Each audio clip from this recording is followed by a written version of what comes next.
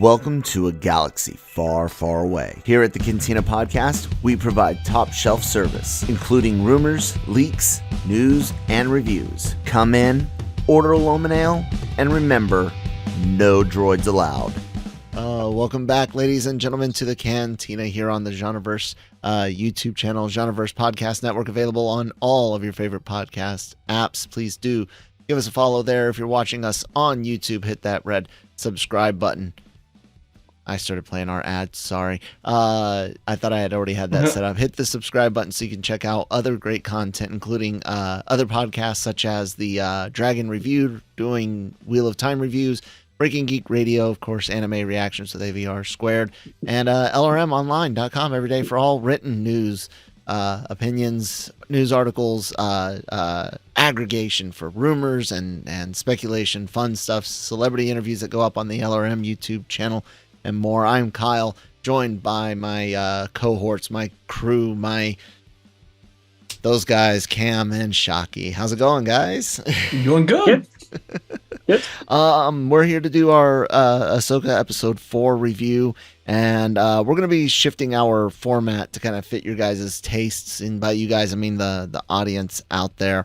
We're not really going to do spoiler free stuff anymore, so just assume if you're watching the Cantina Reviews that you can expect, unless otherwise noted, you can expect spoilers. We're just going to talk about the show, the episode in general, but we are going to still start with our grades and like a sentence or two on why the grades are the way they are.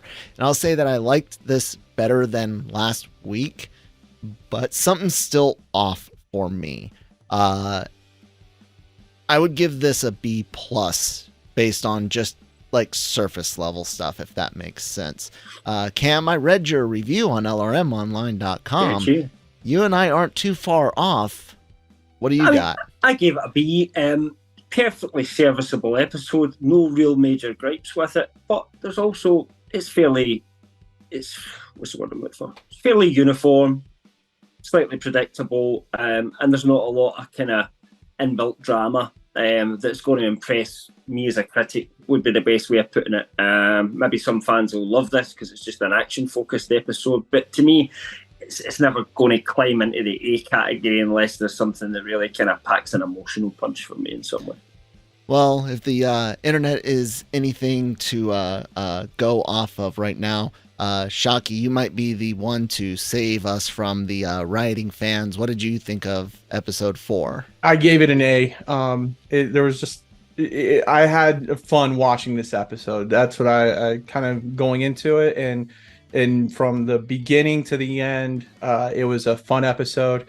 The only reason why probably is just the CGI graphics at a part we're probably going to talk about later. That Oh no, they've been warned. Spoilers. Yeah. Anakin looked like shit. Anakin was horrible. That was, and I think I understand. I know the reason why. We can talk about it a little bit later, but that was a poor decision to do that CGI face with Anakin on there. Yeah, it's like I like that he showed up because I know we've talked about this before, and you weren't keen in the idea, but it didn't look so great. Yeah, it really didn't. Before we dig into too much of the bad, I like to start off with the good. So what made this an A for you, Shockey? So we got all the major characters with ample time on there. I like that we got Harrison Dula back in, into the fray again. We got Carson from, the X-Wing pilot, coming in, and it looks like he's everywhere now and stuff. The new Wedge Antilles. Yeah, the new Wedge Antilles always somewhere. You think he would have been part of the Rangers of the New Republic? I think so. That had gone down. Yeah, which I think is still in development. I think they're just in a way, trying to figure things out with Zeb and all that kind of stuff. So, but yeah, we got Harrison Dula. We got some space ships going there. The fight scenes between Ahsoka and Baylan, and then at the same time we have the lightsaber duel between Shin and Sabine. I really appreciated the difference in the fighting style between them. You got the two older Masters Jedi and masters, two very apprentices. methodical, very like their approach. Everything was measured out. There wasn't just a wailing swinging around. But then you get the two young ones. There was no Battle of the Heroes bullshit. Well, yeah. No. I mean, listen, it was right. I get you on that. It was pretty balanced. It was pretty balanced. I liked right? It. You don't get that craziness from the prequel trilogy, but you also don't get the sequel trilogy type of lightsaber duels where it's just Rey and Kylo Ren swinging at each other as hard as they can. But you can tell that the difference in fighting levels and styles between the two battles, and I appreciate that. It wasn't just same choreography. I agree. Yeah, I agree. I thought the fight choreography was done well to kind of show the differences between the two styles, and it is kind of like the two apprentices are just a bit more raw and aggressive and kind of going at each other, and the way Baylan and Ahsoka kind of circle each other, just studying each other's kind of form before, and everything's just a little bit more precise and methodical. Yeah, it reminded me a lot of the Dragon Ball Z episodes where you would see for 30 minutes Vegeta and Goku just staring at each other, moving at just an inch, and so.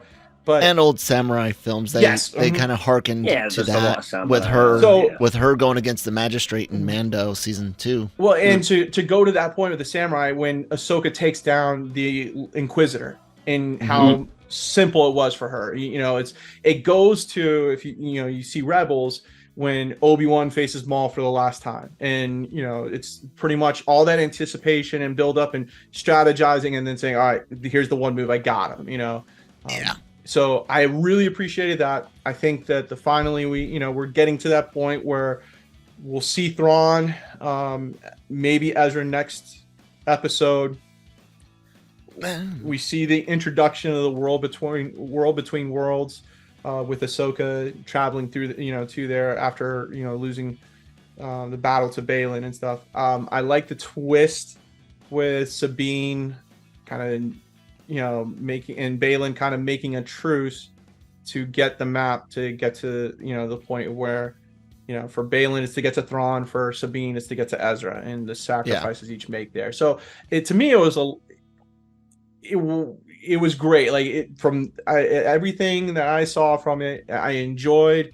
It was methodical in the approach to it, and so it makes me look forward to the next episode. When I watch an episode, so for example, like Secret Invasion, I haven't seen the season finale or the finale to that yet because it just I haven't seen a single episode. Well, right. So there's your point. Like I started with it, and each episode I was just like, it was a drag, and I didn't want to, and didn't care. Didn't want to finish it, and I did not even bother watching the finale because I didn't care about it. What show is this? Secret Invasion with Nick Fury. Oh, yeah.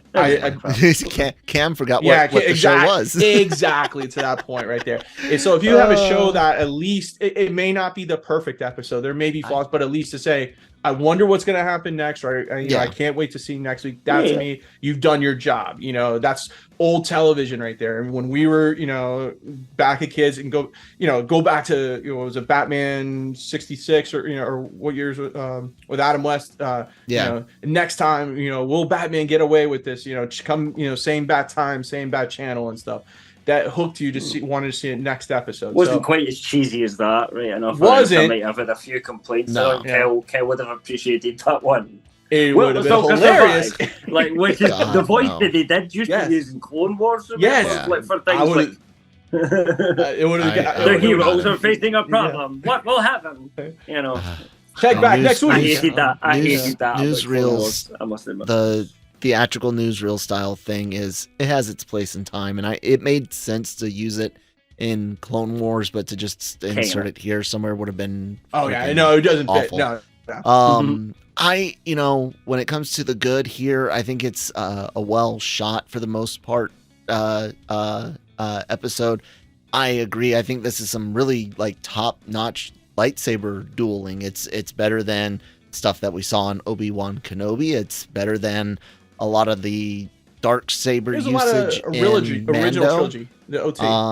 It's got weight to it, and it was a really good balance between some of the stuff we've seen in the sequel trilogy with some flashiness, but it looked to me what the OT aspired to be.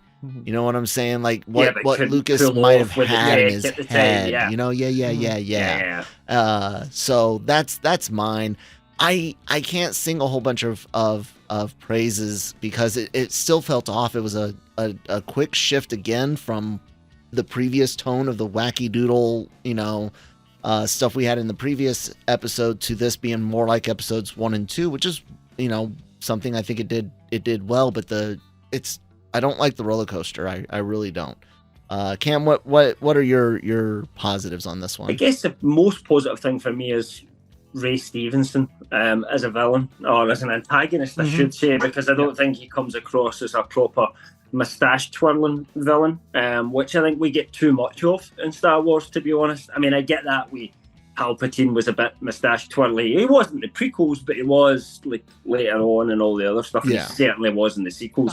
He was probably his most moustache twirling in the sequels, But I don't like that necessarily all the time, and I think there's been a bit much of that in Star Wars. So I kind of like that Balin is. There's an attitude that comes off him. He's ruthless, that he's intelligent, but he doesn't really hate anyone. It's not that kind of violence, if you like. Even it's a kind of resignation. He expresses remorse in the situation sometimes. I'm kind of really interested to hear his backstory, and I hope we get it in Ahsoka. And there wasn't I hope it's not one of these situations where he was supposed to survive to season 2, because obviously it's sad. We obviously know Ray passed away. So I do hope we get a bit of his backstory and find out what kind of made him like that, because that's interesting to me. And that links into his fight with Ahsoka as well, because it framed it all. But I like the way he's kind of getting into your head and everything like that, and he does kind of make that emotional connection with her. That's it. It was good. I almost wish last episode had happened. Getting into the Anakin thing, I have no affinity for the character. One, I think the majority of people, whether they know it or not, project the Clone Wars Anakin onto Hayden Christensen. What we got in the prequel trilogy as we went along, it wasn't great. I'm not saying that you have to hate it or anything like that, but the writing wasn't great. The acting wasn't great. There's no brotherhood between Kenobi and Anakin. In those movies. There's nothing there for me to have any. There's a lot of good actors that were really bad in those movies. Yeah. Even McGregor struggles at times in the movie. He does. Portman struggles. She looks like a cardboard cutout in some scenes. She's awful in there. And we've seen that she can act elsewhere. I think Hayden gets the brunt of it, because he's the central character. But he's also one of the most poorly written. Like, his dialogue is just atrocious. I think he played the Anakin that George Lucas wanted. I just think George Lucas wrote a bad Anakin. We say it all the time. Lucas is a shit writer. Good idea guy, but an awful writer. Yeah. Oh God! So they go with almost no de-aging, maybe just some practical makeup to smooth out his face or whatnot for Kenobi, where he's straight up playing a younger version of himself, a flashback version of himself, and then here we get what looks to be an aged Anakin, maybe an Anakin from an alternate timeline, because this looks like that world between worlds place that they're in at the end, and if you wanted to have a slightly aged Anakin that had gone through some aging, why not do what you did last time, but maybe better makeup? Or but no makeup, because no makeup. But oh my God, they did something awful. Nick Cage funky. Flash. I haven't even seen that. Just images of Nick Cage Flash almost looks as good as this. Yeah. if you get the joke, like, it's awful. What did you think of Anakin, Mr. Prequel Lover Apologist? So I like Hayden Christensen as Anakin. I understand it was poorly written, all that stuff, but I think for what he had available, and he's Anakin Skywalker. I'm not going to take away that. Yeah, that's the way I look at it. It's just he's Anakin Skywalker. It's him, whether you like it or not. Now, so the world between worlds, and this is something that isn't really explained well, like in Star Wars Rebels. you almost have to go and watch like 4 different interviews that Dave Filoni talks about it. And this is, and because there's not really there's no comic books really about it. There's no like books, because it's his baby, his thing. Yeah, his own holocron, right? And with help, not necessarily help, but with, I don't know, advice or mentoring from Lucas and stuff, was basically that he believes that the Force is, they always talk about how the Force is intertwined with everything and everyone, and so that it flows amongst everything, and that's including time, and so that there's not necessarily alternate timelines, but it's basically in the Force you can visit almost any single period of time that is impactful in your life. Okay, so when you see Star Wars Rebels, you see, and there's multiple times that they visit the world between worlds that Filoni points out when Ezra talks to Yoda 2 times, when Ahsoka talks to Yoda. Those are when they visit the world between worlds. They just didn't know it, and then finally in the last season going through it. But when they're in there, they hear all these different echoes going on, and it's the timeline of the Force, echoing throughout eternity. But when it's Ezra in there, he's only seeing events that have impacted his life. When it's Ahsoka's in there, it's events that are impacting her life. And so it's not necessarily an alternate timeline. It's a version of Anakin that she remembers. And of course, it's got to be a young version of Anakin, because the last time she sees him is right before he goes to save the Chancellor from Grievous. And so it's youngish, it's Revenge of the Sith Anakin, when he's Jedi, not Jedi Master yet or whatever, because it happens a little bit later in Revenge of the Sith. So there's that component of it where they have to de-age him, but it's also another factor. They didn't last time. Yeah, I don't know why. And now we know why. Why did it not look good? Let's just have them these things and go with that. I think what Filoni's trying to show you at the World Between Worlds is that it's somewhat time travel, but also you're only gonna see and have images from the impacts on your life. So it can't be an older Anakin, because Ahsoka never got to see an older Anakin. It was Vader and stuff. So but they could just make up and say, "This must be how you imagined me," or something like that. Correct, right? Or lines, just do like what they did. I guess this is what I think you would look like when you're older. Correct, or just do what they did in the whatever they did in Return of the Jedi, when they switched out the old guy, I forgot his name, as Anakin Skywalker, and they put Hayden Christensen as Shaw. Yeah, Sebastian. And so put a wig on him and kind of put an aura over him, to make it so it's it's a little bit of a haziness. I guess they're trying to show that it's not a Force ghost, though. Right? Yeah. So I get it. I get it. It's not the Force ghost. It's a part. It's a part of her. All I know is they have 2 full movies with his face in costume, in character, that they could have trained an AI model on, and they didn't. Yeah, so. I get you. I just think, I honestly thought he was going to be crazy old looking. I just think we need. I agree with you. I think he looks really good for his age. And just say, I'm not making fun of his. It should be put a wig on him. Perfectly. Do a little Photoshop, around his eyes. Yeah, part of his hair. That's all you need. Maybe like I said, it's not a thing about him being too older. It's what they're trying to do, not looking good. It's a technical thing. It's nothing about it's a valid Hayden himself. But So I honestly thought, because I don't know too much about the World Between Worlds, other than Ahsoka was pulled from a point in time that had already passed when she was pulled from. So I don't know. It's all a time loop system. So apparently she never died in that fight with Vader, because Ezra always saved her. So the time loop was always, it's one of those kind of things. You can't change anything. If it happened, it already happened. Right, and so that's where the World Between Worlds is different between like time traveling and going back and changing. It doesn't work like that. It's continuous, right? So, although I was worried they might do it in this show, but and that's what I thought at first, was like, is this meant to be an Anakin who had not gone dark or something like that? It's confusing. It looks weird. I guess we'll find like out next week. It's not necessarily Anakin and didn't go dark. So like, right? No. We don't have to go too much deeper into it. I'm tracking. I was just kind of saying what I had thought at first. I mean, like I said, when she wakes up there, I was like, oh, here comes Anakin. It was, telegraphed without even hearing his voice or anything.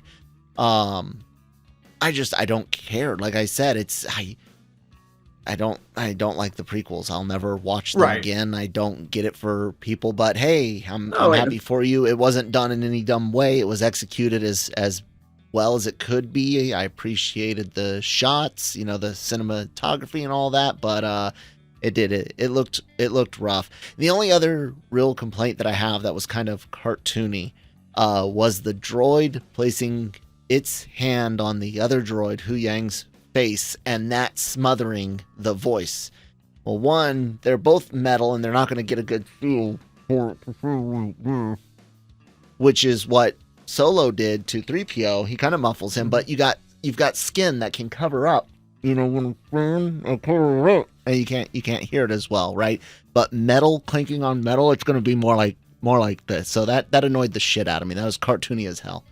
And I'm just nitpicking, guys. Like I said, technically it's fine, but it didn't do anything for me, man. Like, I like the lightsaber battles, but it didn't hit any notes for me. It was just kind of like, yeah, that if we hadn't had so much other awful stuff, maybe this would be like really, really cool, but it just felt but Cam, you gave it a B+.